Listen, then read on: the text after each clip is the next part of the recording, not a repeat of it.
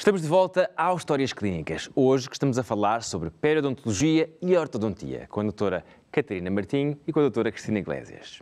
Mas, antes de voltarmos à conversa, aqui em estúdio, vamos conhecer alguém que já usou um aparelho dentário convencional. Filipa, pedia-lhe que me falasse sobre a sua experiência com o tratamento ortodôntico. Olha, a minha experiência com o tratamento ortodôntico, ainda tivemos alguns anos de aparelho.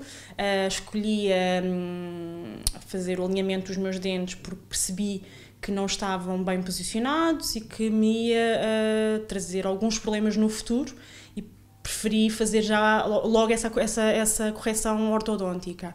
Tive cerca de 2 anos e meio de aparelho convencional, com brackets, que realmente me permitiu ficar com um sorriso mais alinhado, mais bonito, que eu me sentisse também melhor.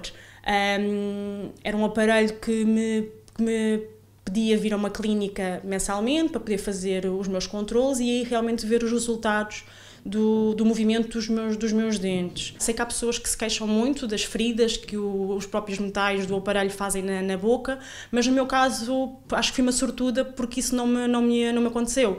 Tive sempre um ou outro atrito na gengiva, mas conseguia sempre contornar com algumas dicas da médica que me estava a seguir, mas que realmente nunca tive esses problemas. Até porque muitas das vezes quando falamos em aparelhos, as pessoas que ficam assim um bocadinho assustadas sobre a adaptação, sobre as dificuldades. Sim, sem dúvida, é a mesma adaptação, como é que vai falar no seu dia-a-dia, se vai adaptar. Eu não tive esse problema nenhum. A minha dicção ficou igual, não houve nada que me atrapalhasse no meu dia-a-dia.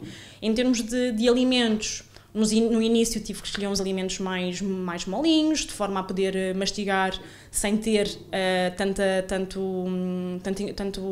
dor quando os dentes estão a movimentarem-se, mas não tive grande problema na adaptação e consegui fazer o meu dia-a-dia normal, sem nenhum problema. E teve o aparelho durante quanto tempo? Cerca de 2 anos de aparelho, que me permitiu ficar com o sorriso que eu realmente pretendia. Podemos dizer, neste contexto, que a sua experiência foi uma experiência positiva? Sim, foi uma experiência positiva, sim. Não foi nada que me chateasse muito. Acho que, embora estar a fazer o aparelho em fase adulta, acabamos por ter uma noção diferente e percebemos a necessidade da utilização do aparelho e se calhar somos mais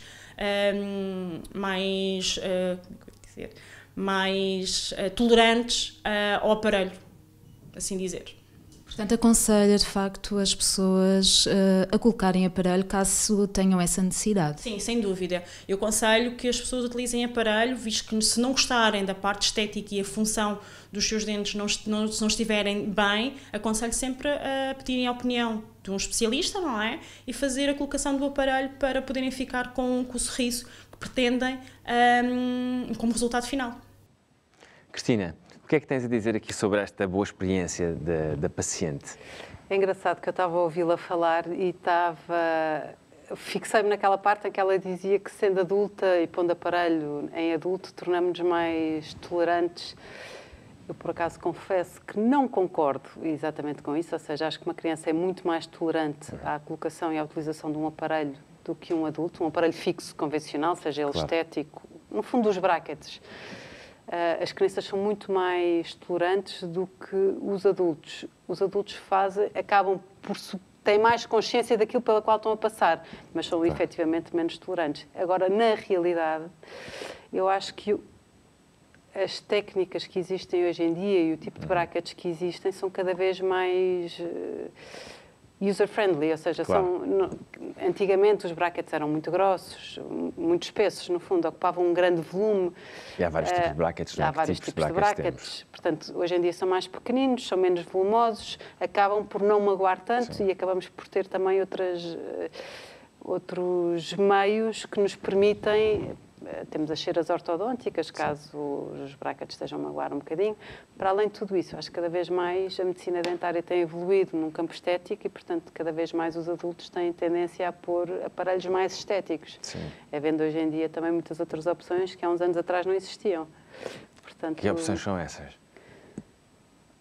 Temos os casos dos alinhadores, o Invisalign, por exemplo, que são aparelhos são os Ferraris da ortodontia, no fundo, são aparelhos que são removíveis e que o facto de serem removíveis tornam-se uma grande vantagem para os doentes adultos, ou seja, porque podendo retirar o aparelho, conseguem, por exemplo, um executivo que tenha uma reunião importante, que não queira mostrar que está a fazer um tratamento ortodôntico, consegue tirar, pôr no bolso.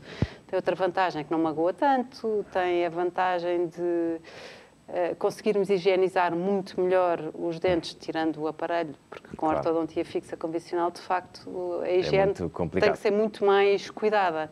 Temos mais tendência para reter placa bacteriana e, portanto, temos que... E para a gengivite, não é, Catarina? Exatamente, que é uma das grandes, às vezes, consequências com que os pacientes que usam aparelho nos aparecem, muitas vezes mais até as crianças. Era isso que eu há pouco estava a falar. Acaba por, infelizmente, os miúdos não têm uma higiene tão... Por norma, os miúdos não têm uma higiene tão cuidada.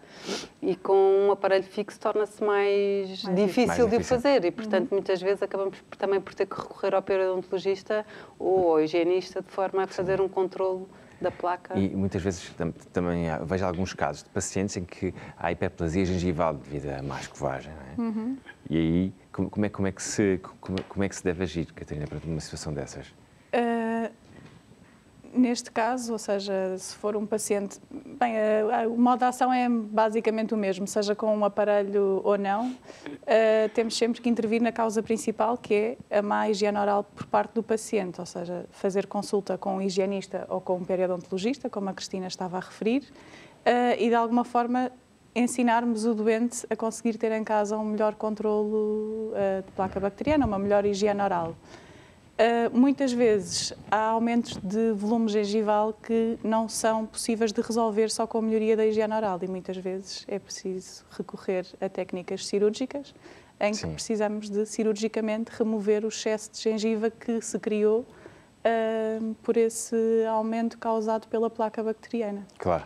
Também é preciso focar, acho eu, que nem sempre a hiperplasia gengival se deve a uma má higiene oral, ou seja, um doente que tenha muitos diastemas, ou seja, muitos espaços e que nós com a ortodontia estejamos a fechar os espaços, por norma, tem tendência a que no fim fique com uma zona de hiperplasia gengival e essa tem que ser tirada cirurgicamente. Sim, sim, sim. E muitas vezes, também no fim dos vossos tratamentos, também se sei que fazem alongamentos coronários, não é? Sim. O que é isso? Gostava que isso é uma coisa que é tão típica nos vossos casos que eu gostava que falassem, porque as pessoas não têm noção, acham que têm os dentes pequeninos lá em casa e acham que não há nada a fazer, pronto, o meu dente é assim pequenino, quando pode ser tão simples. Basicamente é a técnica cirúrgica que usamos para remover o excesso de gengiva tal e qual como há uma inflamação. E muitas vezes o objetivo é mais não só do ponto de vista de saúde, como também do ponto de vista estético, ou seja, exatamente isso que estavas a referir, pacientes que têm os dentes pequenos, muitas vezes por um crescimento excessivo da parte gengival, e o que nós fazemos é aumentar o tamanho do dente para o tamanho que seria o normal e que está coberto por esse excesso de gengiva, portanto, removendo essa gengiva adicional, o excesso, e muitas vezes precisamos também de remover um pouco de osso se o osso também estiver em excesso. Claro.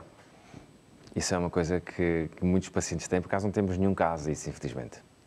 Sim. Catarina, uma coisa agora, à parte da ortodontia, há pouco falávamos sobre os enxertos gengivais e como é que era feito o recobrimento de raízes, e quando nós perdemos um dente, perdemos osso também, como é que nós agimos em casos em que temos que fazer aumento de osso e aumento de gengiva para fazermos uma boa reabilitação? Sim, basicamente o objetivo é sempre aumentar aquilo que se perdeu. No caso gengival, como já expliquei, recorremos a enxertos de gengiva. E os outros mais agressivos? Na parte, quando necessitamos de aumentar o osso, e muitas vezes acontecem doentes que já perderam dentes há muito tempo e que já não têm a quantidade óssea, a disponibilidade óssea suficiente para que possamos colocar um implante, aí temos que fazer enxertos ósseos previamente à colocação E esse dos enxertos, implantes. como é que funciona? Vamos buscar o osso onde? Que tipo de osso é que é? Também podemos usar do osso da própria pessoa, do osso autólogo, ou já muito disponível no mercado, recorrer a substitutos ósseos, a materiais artificiais que nos permitem, de alguma forma, dar uma matriz para que o nosso osso consiga crescer. Claro. Portanto, aquele osso posteriormente acaba por desaparecer, o osso artificial, mas conseguiu fazer no fundo, dar uma matriz para que o nosso osso consiga crescer para as zonas onde nós precisamos. E quando vamos buscar o nosso osso, onde é que vamos buscá-lo? Podemos ir buscá-lo a uma localização dentro da cavidade oral, pode ser na zona do mento, aqui a zona do queixo, às vezes atrás do último dente, na zona dos sisos, em pessoas que já não têm sisos. Ou fácil, pode, portanto, às vezes, recorrer-se a outras zonas fora da boca, mas isso já em casos muito mais agressivos. Complexos, de perdas Mas, já bastante extensas. São técnicas com uma boa taxa de sucesso. Sim.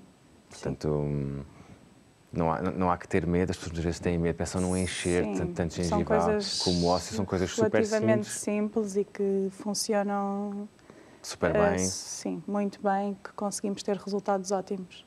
Já não há necessidade das pessoas lá em casa terem medo do dentista. Medo de fazer esse tipo de cirurgias. Sim, penso que já é uma coisa que se começa a desmistificar, as pessoas já começam também a ceder a muita informação que existe na internet e começam também a perceber que já não é aquele bicho de 7 cabeças que seria há uns anos atrás. Mas os pacientes continuam a fazer muito isso, continuam a ir ao Google e ao YouTube, pesquisarem tudo mais alguma coisa sobre os tratamentos e vocês não sentem isso, que eles sentem que sentam na vossa cadeira e já se acham médicos dentistas.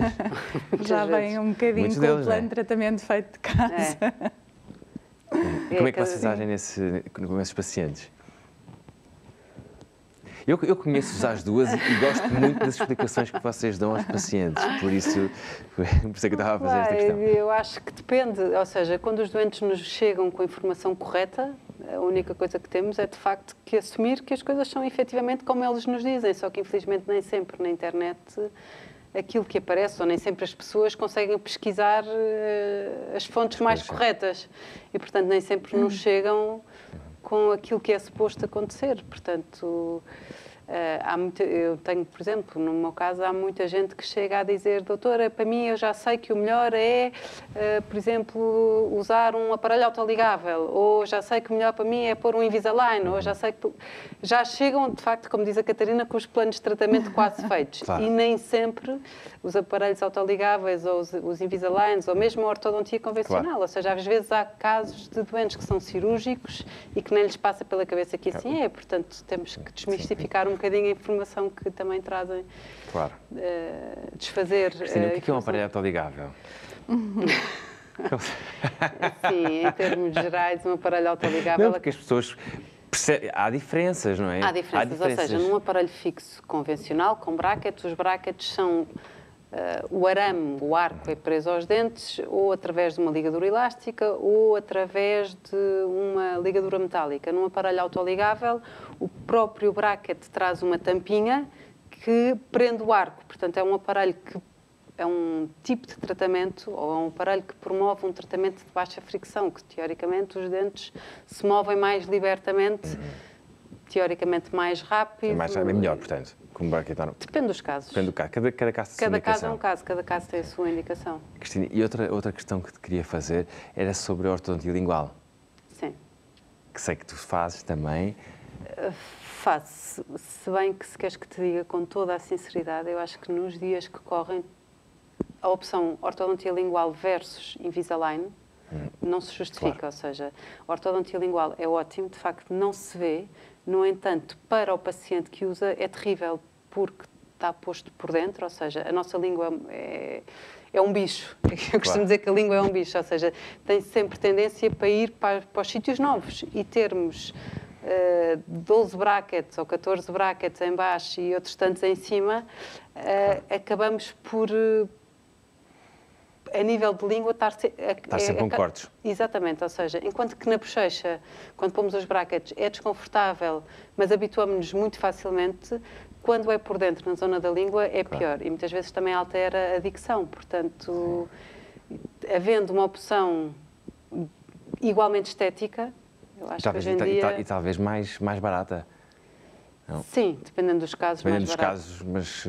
Dependendo, sim. Se for um caso de alinhamento simples, se calhar sai-te mais barato a ortodontia lingual, mas em tratamentos mais complexos, claramente, os alinhadores saem mais em conta. Sai mais em conta. Catarina e Cristina, foi um prazer ter-vos aqui hoje. Muito obrigado. Obrigada a nós.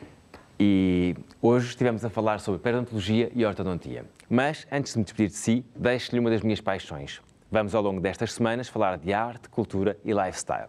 Mas hoje levo-o até ao restaurante Toqué, em Montreal.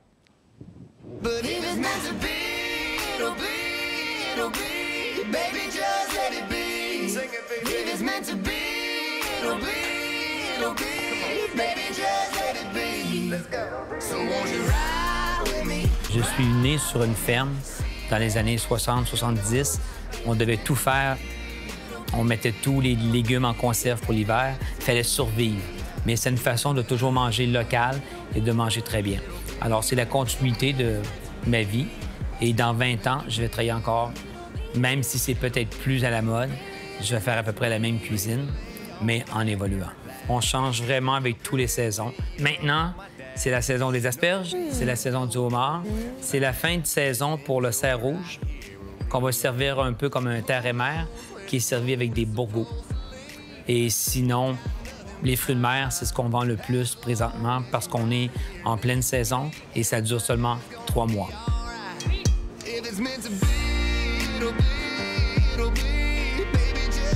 Ça fait 24 ans, Toqué. J'ai eu la chance de former des jeunes qui sont venus travailler pour moi, qui étaient extraordinaires, d'excellents cuisiniers. Puis moi, je toujours, c'est un peu les manipuler. Si je les construis à penser comme moi, ils vont demander la même qualité, les mêmes produits que moi. Et on va être plusieurs à exiger cette qualité et on aura plus de produits pour demain. Puis pour moi, c'est important de diriger et de continuer d'aider ces jeunes-là à grandir parce que ça fait partie de la famille.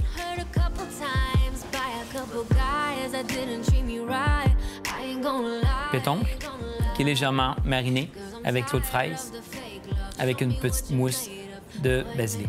Celui-là, c'est homard, la saison dure environ 3 mois ici au Québec. C'est avec les asperges et c'est une émulsion de safran qui pousse ici au Québec. Moi, mon préféré, c'est les bourgots.